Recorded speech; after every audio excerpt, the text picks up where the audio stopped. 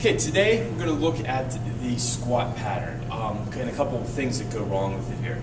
Courtney's going to demonstrate for us, and we're going to show a good squat first. Just with the body weight, we're going to hinge the hips back, sit down into it, come down a little bit deeper for me, right about there. So as we get down, those elbows are about at the knees there.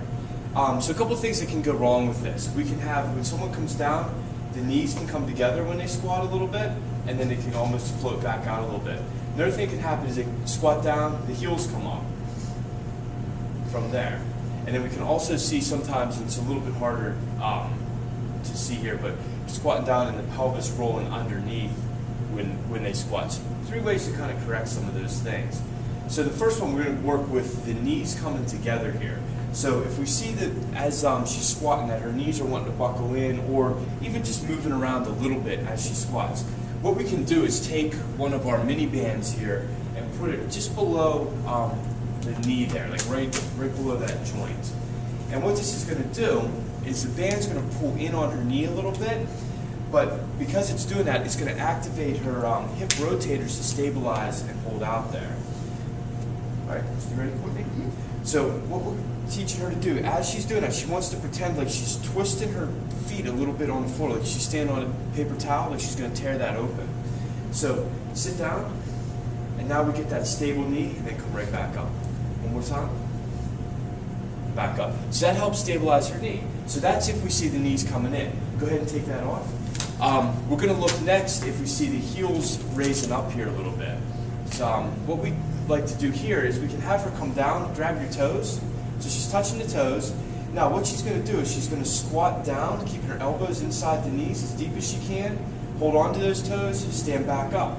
The reason we do this, because we're holding on to the toes, if we lift the heels, we're going to step on our fingers. So it gives us that feedback, like, oh, I'm stepping on the fingers there, my heels must have come up.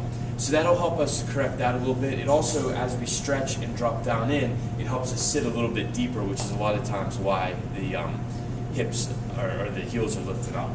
Also, when the heels come up, it may be a result of us not hinging the hips back first. So just show that quick hinge back there, and then sitting down into it. So the other thing that we see when the pelvis is rolling under, what we usually like to do here is we can work on 2 things. One's called a rock back, and the other one's a cat and camel. So I'm just going to have Courtney come down on all fours. We're going to do the rock back first. So her hands are just a little bit out in front of her shoulders here. And what we want to do is keep this natural arch in the back here.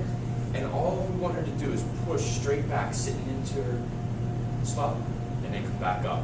And you want to go right until you feel that or see the hips roll under there. So come back again, stop, and then back up.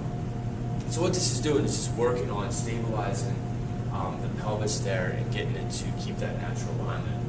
Also from here we can do what's called a cat and camel, where we work on actively controlling that pelvis and tilting it forward and back.